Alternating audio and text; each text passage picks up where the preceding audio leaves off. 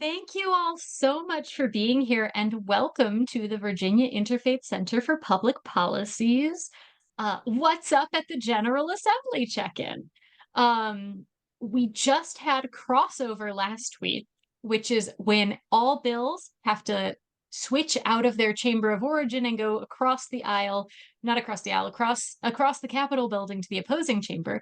So it's a good moment right now to take stock of what bills are alive, what policy priorities are still in play, what changes have we seen, and what we want to do to bring our bills over the finish line. So again, it is great to have you all here. My name is Sheila Herlihy Hennessee. I'm the faith organizer with the Virginia Interfaith Center. Um, Also with us, we have Abby Garber, who's going to be helping present. And Abby, I will let you introduce yourself briefly. Hey y'all, my name is Abby and I am an 18-year-old college student and I currently attend Wellesley College in Wellesley, Massachusetts, but I am a United Methodist and I have done lobbying in the General Assembly for many years now, focused primarily on rural rights and young people's access. So I am really excited to be sharing with you guys a basic overview of how a bill becomes a law in the General Assembly, but there's hardly anything basic about that. And I'm sure you guys know that. So I'm very much looking forward to tonight. Awesome, awesome. Um, and then once we do an overview of what's happening at the General Assembly, we're going to talk about how to bring justice home. So I know some of you are clergy, some of you are liaisons, and many, I'd say perhaps even all of you, are part of communities where you see a need for additional civic engagement. So I'm gonna stick a bug in your ear to brainstorm what you can do to spread the news, spread what you've learned tonight, invite other people to action, and carry it forward throughout the year.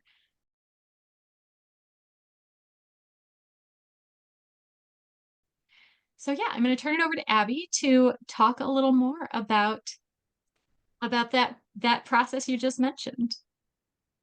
Wonderful. Thank you so much, Sheila. So I like to jokingly call this presentation my Virginia Government 101 presentation.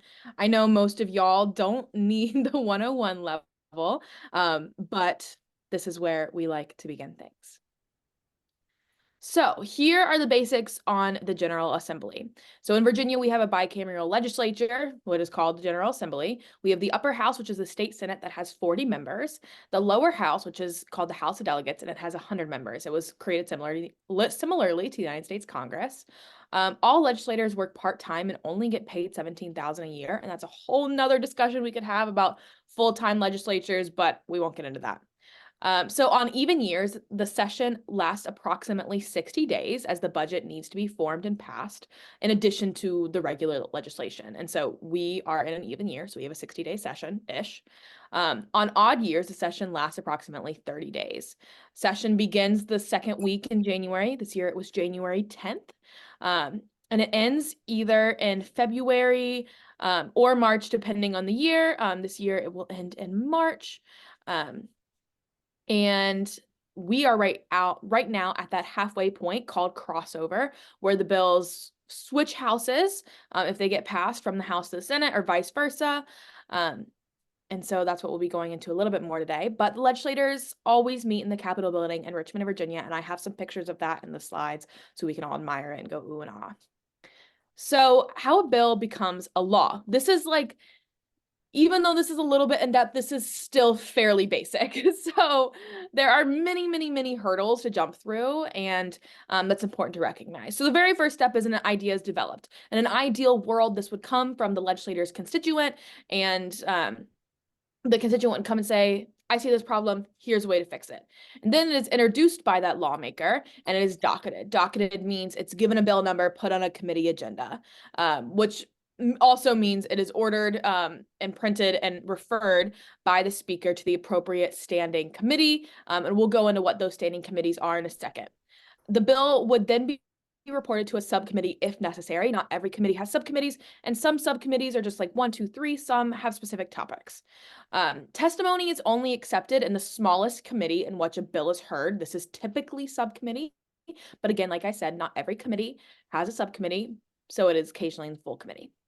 It has to be reported out by all committees in one chamber, and it can be sent to multiple committees. And it needs to be reported out by every single one that it's assigned to. If anyone kills it, it's done. So then it has to be passed by the entire chamber that it originated in on the floor after debate on the third reading. So Virginia Constitution requires that there be 3 different readings of each bill on 3 different days. The first reading is when just the bill title is printed or is read by the clerk of the House of Delegates or whatever house it originates in. The second reading is when the clerk of the House of Delegates reads the title of the bill. A bill on the second reading is amendable, and a bill that has passed the second reading with or without amendments is engrossed. The third reading is when the bill title is read by the clerk, and then they take a recorded vote, they have debate, and the bill is passed. So then it is sent to the other chamber and docketed once again. And it goes through a very similar process in the other chamber. And this is the point that we are at for most bills right now. Because if a bill dies at any point there, it will not get sent to the other chamber. The bill must then be reported out by all committees in the other chamber. And then it has to be passed by the entire other chamber on the floor after debate. So the bill is read by title a first time, then the bill is referred to a standing committee, considered and reported by the standing committee, read a second time and a third time before passage by a constitutional majority, and each bill, depending on the type, has a different constitutional majority. And if there are differences between the House of Delegates and the Senate, then a committee of conference is created to resolve those differences. Those are so fun. Not at all. After the bill has been passed by both houses of the General Assembly, it is printed as an enrolled bill, not to be confused with engrossed, and examined and signed by the presiding officer of each house. So that's either the lieutenant governor or the speaker. So then it gets sent to the governor. The governor may sign the bill into law, amend the bill, and return it to the General Assembly for approval, veto the bill, and that gets into veto session in April. And the House of Delegates and the Senate will, or can is the better word, override the veto by a 2/3 majority of vote of both houses. Or number 4, take no action at all, and the bill becomes law without the governor's signature after a certain amount of days. So here's the list of House committees, and here's the beautiful new General Assembly building. I hope you guys have all had a chance to go and check it out. It is so fun. You can see there are 14 standing committees here. These are very important. This is where a lot of bills go to die. Womp womp. Here's the Senate committees. You'll see there are less because there are less Senate members. And these are also just as important. So since we are in an even year, I wanted to capture briefly Virginia's budget process, because you will also see a lot of budget amendments happening, and we just had our first budget Sunday. So this is another important process that we have to get through this year as well. Here are some key websites that you guys should be aware of. You can find your legislator at whosmy.virginiageneralassembly.gov. This is a really important thing to know, especially since we did go through redistricting recently. So please be aware of that, but I have faith in y'all. And then you can find information about bills and committees and everything that's going on in the General Assembly at lis.virginia.gov. That website is key in session. So here is a brief overview of the legislative makeup from a nonpartisan view. So the House of Delegates currently has 51 Democrats and 49 Republicans. So we have a Democratic majority in the House of Delegates. And the state Senate has 21 Democrats and 19 Republicans. So we also have a Democratic majority in the state Senate. But of course, we have a Republican lieutenant governor. So if one of those Democrats was to create a tie vote, then the Republican lieutenant governor would step in, and we have a Republican governor who has the power to sign these bills into law or not. So we got to take all of those factors into consideration. So here are some brief action steps on how y'all can make a difference this session. So lobbying. Lobbying is one of the most effective ways to use your voice in the legislature. Your story and your vote are your power in this government. I recommend forming a group and lobbying representatives together. I find it's always more fun with friends. And the process for this, I'm sure you guys all know, set up a meeting, prepare resources, and always, always, always treat staff kindly. Testifying. So another way to make your voice heard is to testify in front of one of the aforementioned committees. You can provide either virtual or in person, spoken or written testimony for a committee to review before voting on a bill. The format for what you should say largely follows the lobby pitch format. That's just talking about your story, but with a major emphasis on storytelling. Again, I'm a big proponent of telling your story in the legislature. It is so important that they hear it. So good news, we're going to be advocating together this session. But with that being said, are there any final questions? Wonderful. I Well, want to mention one little thing, which is, well, I want to mention 100 things, but I'm going to try to keep it brief. But the reality is, so if you have a bill, so Abby said this, but like sometimes it doesn't all the way, it's hard to like wrap your brain around. This year, for example, there was a bill um called Second Look that would allow folks who have been convicted for a really long sentence in prison, greater than 15 years, I think, to, after a certain amount of time, get a second look at their sentence and consider their behavior in prison, the significance of the crime, whether or not the sentence was racist, etc., and potentially change the amount of time that they were convicted for. VICPP supported this bill along with our friends at the ACLU. I went to that subcommittee hearing.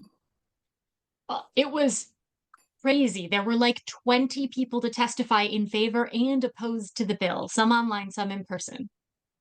The testimony, literally, several legislators said, I was going to vote this way, but because of the testimony I heard tonight, I'm voting the other way. And then the bill passed out of the committee by literally one vote. Is that true? Might have been two votes. Somebody might have sat out. I think it might have been two votes. It was referred to a different committee. And then that committee also heard testimony, and eventually that bill was killed. And like, therefore, my Delegate Betsy Carr of Richmond, will never vote on that bill. And the elected officials love to hear from their constituents, but the truth of the matter is each subcommittee represents all of Virginia. So the people who were on that, oh gosh, what's the name of that subcommittee? Courts of Justice. People who are on that Courts of Justice subcommittee have a lot more power in that particular bill than my delegate does. Now, my delegate has a ton of power in other bills. I love her. She's great. But like, it's really important to consider. So a lot of times when VICPP sends out action alerts, we'll do it at that subcommittee or that committee stage. So if you're not getting an action alert for a particular bill, it's not because we don't think you care about that bill. It's because we are asking constituents of those committee members to weigh in on that bill. And if you are getting 100 notifications about the bill, first, I'm sorry. But second, it means your legislator is serving on a really important committee. I think we've been emailing the heck of everyone on Health and Human Services. We just have so many priorities going through Health and Human Services this year. So again, if it passes Health and Human Services, great. We'll vote on it on the House floor or the Senate floor. But if it doesn't, but in order to get it there, it needs to pass that subcommittee. So that's another place where your constituent voices are so powerful, and where we craft the messages for constituent meetings to make sure they're focused on the committees where those legislators serve. Does that make sense? Fabulous. Who is on the conference committee? Bless you, Ellen. That's a great question. The shortest of answer is, who knows? No one knows. But the longer version of the answer is usually, if a bill is introduced in both the House and the Senate, a similar bill in both chambers, but with slightly different language, then usually the patron of each original bill will be on the conference committee. This is happening with a bill that I'll talk about shortly with around tenant protections. It's Senator Laksharis-Aird and Delegate Marcia Price. Likely they will both be on the conference committee because they have just a couple sentences difference in the language. If it was only introduced in one chamber, then that patron and somebody from the first committee that heard it in the opposite chamber will be on the conference committee, probably. Again, that is not written into law. The Speaker of the House and the Majority Leader of the Senate get to determine who serves on a conference committee. So these are broad rules of thumb, but not guarantees. The other, or the one conference committee where it's not just 2 or 3 people, it's either 2 or 3 usually for most bills. The one conference committee that has more people on it than that is the budget, because the budget is a 600-page bill. And when you have a 600-page bill, you kind of want more than 2 people to hash out the differences. So the budget conference committee usually has roughly 3 from each chamber, 3 to 5 from each chamber. But again, those decisions are made by the majority leader and the Speaker of the House. So, And right. Sheila, are they divided by party, or is each party represented? This year, both the House and the Senate are under slight Democratic control. The Speaker and the Majority Leader are both Democrats. And therefore, generally, there will be a Democratic lean on most conference committees. However, especially for the budget, they usually try to include the minority. So at least the Senate will send at least 1 Republican, probably, and the House will send at least 1 Republican, probably. But again, none of this is codified by law. This is the probables.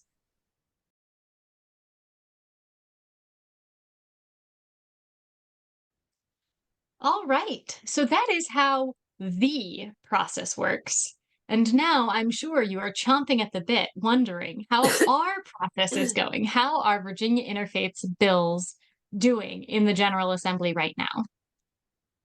As you probably know, Virginia Interfaith and the United Methodists, the UMs, for social justice and lobbying policy people, have basically 4 buckets, not 8, 4.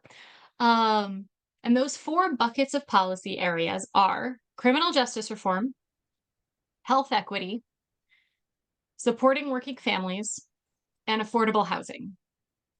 So this year, we have a lot of things on our priorities, So I will go through, I'm going to hit on everything that we are leading on. And I will mention briefly a lot of the things we are following and supporting, even though we're not taking the lead on it. Here we are. Our bill tracker for the 2024 General Assembly. These links will get you to jump to topics, to each of those buckets I mentioned. I will also acknowledge that we have this whole category of bills that died before crossover, including that second look bill that I mentioned, but a few other ones that I will touch on when we get to those sections. They're just too sad to put in the main document at this point. So diving in, we'll start with criminal justice reform. As you can see, we are leading on 2 issues on this front. The first is to limit the use of attack dogs in Virginia's prisons. There was this shocking story that came out maybe 6 or 7 months ago that talked about how attack dogs are still used in prisons in the US, but not very many. And Virginia is one of only a few states that still use them. And in the last 6 years, Virginia had 270 dog bites in their prisons. The next highest state had 15 over the same time period. So clearly we're doing something wrong. And actually, the first person to bring this to us was Delegate Michael Weber, who's a Republican. He's actually the Republican whip, a very powerful Republican. This was before the election. It was last summer, but we said, holy mackerel, yes, we want to do a bill on this, and yes, we want to work with you on it. But as a nonpartisan organization, we also wanted to hedge our bets and not hedge our bets, but just make sure that whoever carried this, it would have a very good chance of passing the General Assembly. So they submitted 2 separate bills, Delegate Holly Siebold and Delegate Michael Weber. They've been incorporated into each other, and it is well on its way to passage. It passed the House a couple weeks ago, 82 to 15, strong bipartisan support. And just Friday, it passed the Senate Rehab and Social Services Committee unanimously. So shortly, it will go to the Senate floor where we expect it to, again, have very strong bipartisan support. The second issue we've been leading on is one that would provide no-cost communications to folks who are incarcerated. This means that people who are serving time in prison would still get to maintain connections with their family and their friends on the outside and not have to pay exorbitant fees. I mean, right now, an email to a person in prison costs, if I remember correctly, 23 cents. When I send an email, it's free, or it's part of my internet service, which, like, sure, is $40 over the month, but like, I split that with my husband and we send hundreds of emails. And so there is no need for the costs to be that high, especially for things like phone calls that are so integral. So the Senate version of this bill was carried by Senator Jennifer Boysko, and that unfortunately died in the Appropriations Committee. However, the House version of the bill, carried by Delegate Sam Rasool, is passing with not as strong of bipartisan support, but some bipartisan support. These bills in blue are the ones we're supporting. Again, we have so much this year. Briefly, we are supporting bills that would provide oversight to the Department of Correction and Ombudsman Office. We're supporting bills that would limit fees for people who are in jail. We're supportive of a bill that we actually led on last year that would limit solitary confinement to 15 days. Again, all of these are making progress. You can see the current status. You can see if they're on a committee docket. You can see where they're headed in this last column. This bill tracker is gold. All right. I'm going to move on to our second issue priority area, health equity. So the bill we've been leading on for the last 4 years is a bill that would require medical practitioners to take unconscious bias training to renew their certification. We know that the disparities in healthcare are extreme between people of color and white folks. And particularly, this is visible in the maternal health field, where maternal mortality rates are 3 to 4 times as high for Black women than for white women. So this bill is one aspect of addressing that. And again, we've been carrying it forward for 3 or 4 years now, and we're really excited to have it passing with bipartisan support in both chambers. We actually got bipartisan patrons in both chambers. Again, this one, SB 35, passed out of committee literally this morning, and it's oh no, it's on the House floor. No, it passed the House floor. I'm so sorry. I should have updated this. It passed the House floor. So that's amazing. That one's going to be signed into law. Similarly, the House version of the bill has passed Ed and Health and is likely to make its way to the Senate floor shortly. The other issue we've been leading on is supporting access to community health workers. Community health workers are members of communities who might have lower access to healthcare, who help bridge that gap, whether that's low-income neighborhoods or the immigrant community, like a particular language group, whether that's a particular faith community or a particular housing development. Community health workers can help get folks connected to health resources. They're incredibly important. They were funded during the COVID-19 pandemic, but now that that federal funding has run out, local health departments have these staffers that they can't pay for. So this bill gives state funds to pay for community health workers who are already on staff. It has been passing very smoothly. We've got our fingers crossed that it'll keep moving forward this week. And we're supportive of this bill called Cover All Kids, which would expand healthcare for children who are undocumented, but whose families would be income qualified for Medicaid. That's been passing on a party line vote, so a little bit tougher to predict the future of that bill, again, since the legislature is controlled by Democrats, but our governor is a Republican. It's a little bit hard to predict, but we're very hopeful. Moving on to our third bucket on economic justice, supporting working families. First, I'm going to start with the bad news so that I can end with the good news. The bad news is, for the last few years, we've been pushing a bill, 4 or 5 years, we've been encouraging a bill that would require all workers in Virginia to have paid sick days, all employers to provide paid sick days. Because when you have strep throat and you work at a grocery store, it is better for you to stay home and get better than it is for you to go in, get all your coworkers and all the customers sick, just so that you can afford to pay for your own groceries. Sadly, the paid sick day bills died in both chambers. Patroned by Jawan Ward in the House and Scott Sorrell in the Senate, we were really hopeful. Those are two very powerful patrons. However, with the budget constraints of this year, they couldn't get into the Appropriations Committee. So I can answer more details about that later, but for now, the good news.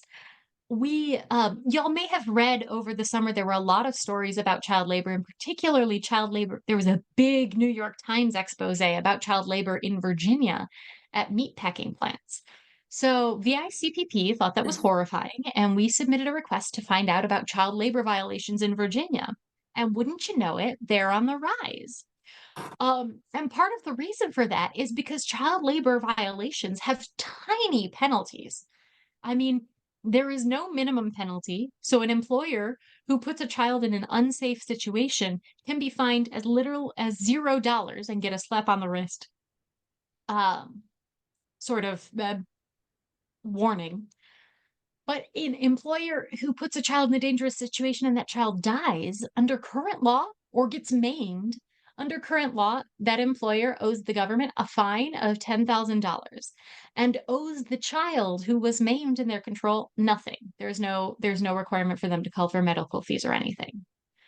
So that's, again, a little horrifying. So we put in this bill with the help of Delegate Siebold to increase the civil monetary penalties for child labor violations, just to kind of keep pace with inflation and move us forward. That's, again, had very strong bipartisan support. It looks to have smooth sailing onto the governor's desk. A few bills we've been supportive of: paid family medical leave for workers in Virginia. The House version of that died, the Senate version passed. Excluding farm workers for the minimum wage. This is a racist exemption that was put in with the Federal Fair Labor Standards Act in the 30s. You may have heard that we need to reenact the minimum wage bill in order for minimum wage in Virginia to continue rising to $15 an hour. That has had smooth sailing. Again, party line votes, but we're hopeful. And a few other bills. Okay, I'm sorry, it's a lot. On to affordable housing, my jam. Again, the sad news first, the bills we were leading in this field would have streamlined the zoning process for congregations to build multifamily affordable housing on their land. Both of those were referred to the Virginia Housing Commission for study. So they're not dead, but they are not going to become law this year. It's helpful to know, and I'm happy to share a lot more about them at some point. Then we are supporting a lot of tenant rights bills through our friends at Virginia Poverty Law Center, Housing Opportunity Made Equal, and the Virginia Housing Alliance. Two of my favorites are this first one, which would allow tenants to give a payment plan if they owe less than 1 month's rent. This means that, you know, if you were $50 shy on your rent, you couldn't be evicted that very next day. You would have time to pay back that money and get a payment plan. The other one would extend the pay or quit period. Basically, right now, if you are 5 days late on rent, you can be evicted. And this would say you have to be 14 days late. That gives you an extra 9 days to find community resources, to get another paycheck, to ask for help, whatever you might need to come up with the rent so that you don't get evicted. These are great things. Again, bunch of other housing tenant supports bills. I'm not going to walk you through them all. Please come ask me for more details because it's great fun. Finally, VICPP, two kind of issue areas that don't fall neatly into these categories are immigration justice and gun safety. So under immigration justice, we were part of the coalition a few years back to get driver's licenses for folks who are undocumented. And there's 2 bills going through the chambers right now that would extend the validity of driver's licenses from 2 years to 7 years, which is how long citizens' driver's licenses are valid for. Great bills, we're supportive. Also, HB2 and SB2 are the bills that would ban the sale of assault rifles in Virginia. And again, we are very supportive of those. Those are all the bills that are still alive that we're tracking. Feel free to dive into the budget amendments. Again, there's a ton here, but it's great. I'm going to stop sharing. And I'm going to ask if there are questions, because I just gave you so much information. But I want to mention what comes next, which are how can you be supportive of these bills and these priorities in the coming 3 weeks that are left in the Virginia General Assembly session? And the answers are very similar to what Abby talked about. Testifying in committees and subcommittees, emailing and calling your legislators. And if you're up for it, if you want to come to Richmond, we will happily walk around with you and point you to the correct offices and give you a tour of the Capitol and take you with us as we are doing those legislator meetings, because it's so important.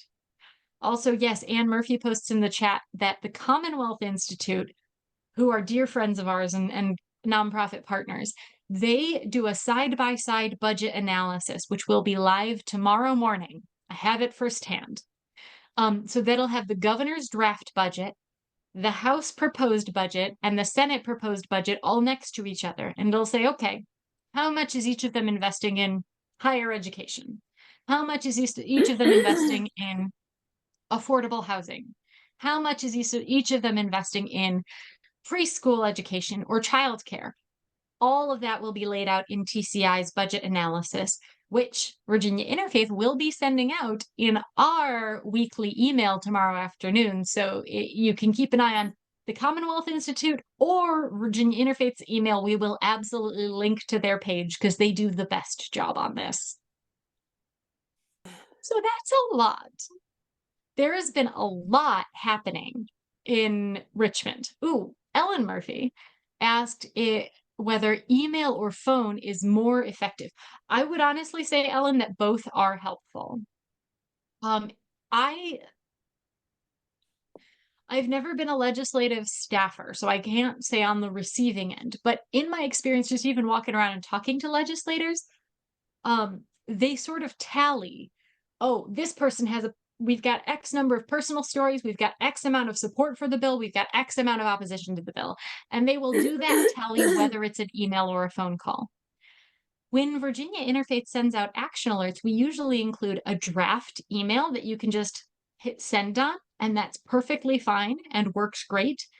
But if you want to add a line or two of why you personally support, or if you do have a personal story, that can amplify your message sometimes. So that is what I would say. But I do think that emails and phone calls have about the same response rate because everyone's so busy in session. Like there are often 12-hour days are pretty normal. And when that's the case, they can't necessarily answer the phone all the time. So you're just leaving a message anyway. Right. So it's not that they would look and see, oh, she sent an email, oh, she sent a phone call, and one of them would get thrown out. It would still, correct. They don't do that compare. Okay. No, I don't think so. All right. Any other questions about our bills, about the process? Great.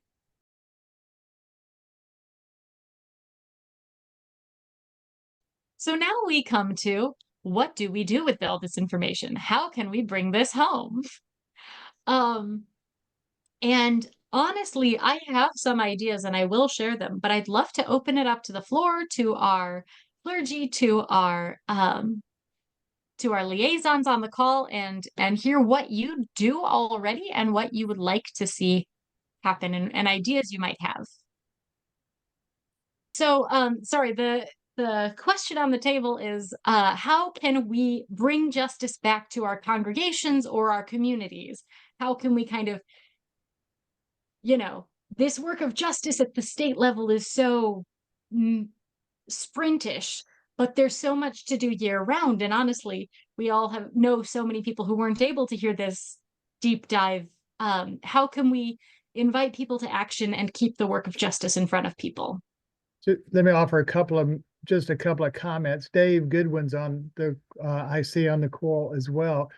Dave and I both worship at the moment at Duncan Memorial UMC in Ashland, United Methodist congregation that had about Dave could correct me, 8 to 10 folks who were present and prepared for going to our United Methodist Day at the General Assembly by both some time of extended conversation and an adult church school dealing with reading Poverty in America together, which was a wonderful pairing for the kind of questions.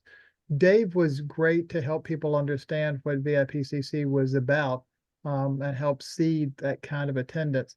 And in the class discussions were a number of folks who had understood the importance of making connections and building relationships with legislators at other times of the year than General Assembly, where things are a little bit not under such a time pressure. But in developing those relationships, you can also have deeper conversations about what can happen in the local community. That's kind of led to some significant conversation at the moment in this setting about issues of housing. But probably one piece just to lift up is year-round relationship building. Before I moved to Central Virginia, Northern Virginia, the several legislators that were in my area were folks who we got to know in our congregation. They were relating to our Boy Scouts or some of our food ministry. So when we went to ask, they do the same thing that I do. If I know somebody in multiple settings, I'll give them a more substantive listening ear because I know we can talk in other settings as well, as opposed to somebody I don't know before. I only see, 10 minutes once at all. And so a suggestion over, 40 years of doing this is the importance of relationships that are year round with folks who are elected representatives. Thanks. Absolutely. Thank you. And yes, I want to highlight that right now, this presentation does focus on the General Assembly session. However, VICPP strongly encourages meetings with legislators outside of the General Assembly session, because with this crazy committee schedule and crazy 12-hour days, like if you get 15 minutes, you are lucky. Whereas if you go and set up a meeting with your delegate or your state senator in June, you can chat for an hour sometimes too. And you can build those relationships that Rob was just talking about. Stephen, I see your hand up, but I know Anne Murphy needs to hop off in a minute. So if you don't mind waiting 1 second, I'm going to see if Anne is still available. And I'll be very brief. I just made a couple of notes to share with people about what we're doing up here in Arlington. So I'm a member of the Catholic Church here in Arlington, and one of the challenges for me in terms of advocating with the Interfaith Center is that the Catholic community in all of the Commonwealth has its own legislative advocacy organization. So we have to be very prudent and careful about what we invite people to do, because whatever we might want to invite them to do in terms of taking very specific actions, it needs to be approved by the diocesan folks. So I try to be a little bit more generic and stir the pot for encouraging people to just put up their antennas, to be aware of what's happening, and to understand that what happens at the state level with legislation really is very impactful on each of us, I think, in our lives, in our own communities. It's a bit of a challenge when you're up here in Northern Virginia, right, across the river from what's going on at the federal level, because most people here, I think, are much more focused on what's happening in Washington with Congress, and they're very active with Congress, but they don't. My goal is to help them understand how important local and state level political outcomes can be for them. So one of the things we do, very briefly and quickly, first of all, as part of the Catholic community, I prepare weekly announcements of sorts that we put in our weekly church bulletin. And so we call it the Advocates for Justice. And it's, as I said, it's a little bit on the generic side, but I try very hard to tie it into the life of our faith community and what we're doing. That also would include in our worship services, the people who are gathered for the worship are invited to share their prayers, their petitions, their prayers of petition. So I almost always try to include some kind of a petition prayer around one of the issues that we're working on, because nobody can tell me I can't do that. We can always pray for what's going on, right? The third thing I would say is that there's a leadership team. I think June Stowe is on this call as well. We are the leadership team for the Northern Virginia chapter. And the chapter holds periodic meetings. And when we say Northern Virginia, we pretty much focus on Arlington, Alexandria, and Fairfax County. And during those periodic meetings, we help to amplify what's happening with the Interfaith Center work in Richmond. And that includes a significant amount of encouragement and a little bit of learning and training, similar to what we had at the beginning of this program. And then we also really urge people in that chapter gathering to connect with their local legislators. We help to facilitate setting up meetings for members to meet with their legislators, typically in November, right after any election might have occurred. Again, just as, who was it? Whoever just spoke, Robert, just as he said, what's really important is to develop those relationships. When I see Delegate Pat Hope on the street here in Arlington, he knows who I am. And so does his legislative aide know who I am. And the same with Senator Barbara Favola. So that, of course, I've been doing this for a very long time. You can tell I'm old. So that encouragement is really important. And then finally, I would say most of the bills are written, crafted, developed, designed in the summertime, in the late summer or very early fall. And so we always, in the chapter work, try to encourage people to set up meetings with their legislators at that time to just kind of thank them for what they had done in the prior session, but also to kind of pick their brain. What do they think is going to happen? And what do they think the main issues that the Interfaith Center is interested in? Do they see any hope for them? And this year we see the outcome of that. And that's enough for me. So. Thank you so much, Anne. Stephen, thank you for your patience. Do you want to share how you keep the momentum going? Sure. We literally had this discussion just before I jumped on this meeting. We were having a meeting of our social justice team, and this was a topic of discussion, and what we ultimately decided to do, because we feel like we've been involving members of our own team, but not really involving members of the congregation as a whole. We do put things out in a weekly email blast, but as you know, some things aren't going to wait for a week. So what we ultimately decided we're going to do is ask members of the congregation if they want to be included in a distribution list. for action items. And if so, then we'll just distribute to people on that list. That's a great idea. Yeah. Because we may have touched on this, I can't remember, but so frequently those committee and subcommittee dockets, the list of bills that are going to be heard on a particular day, they come out 24, maybe 48 hours in advance. If you're lucky, you get 2 days, but often you get one.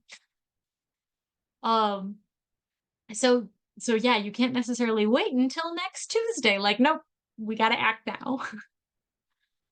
I love that. That's really great. Well, I welcome other ideas, thoughts.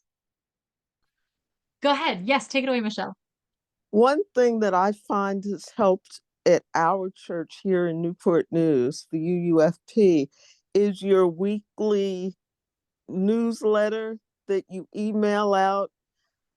We have a justice committee that every time I get that, I forward it on to the justice committee. Additionally, we have a Share the Basket week at our service every Sunday. And a lot of the information I get from that, from the newsletter, I share with the congregation, or whoever gives the presentation shares with the congregation. So I find that's very helpful. Thank you. That is a good strategy. And also I am glad that the newsletter does not fall into the ether. Like, we do our best to make it as useful and meaningful as possible. So I'm glad that you find it helpful. Awesome.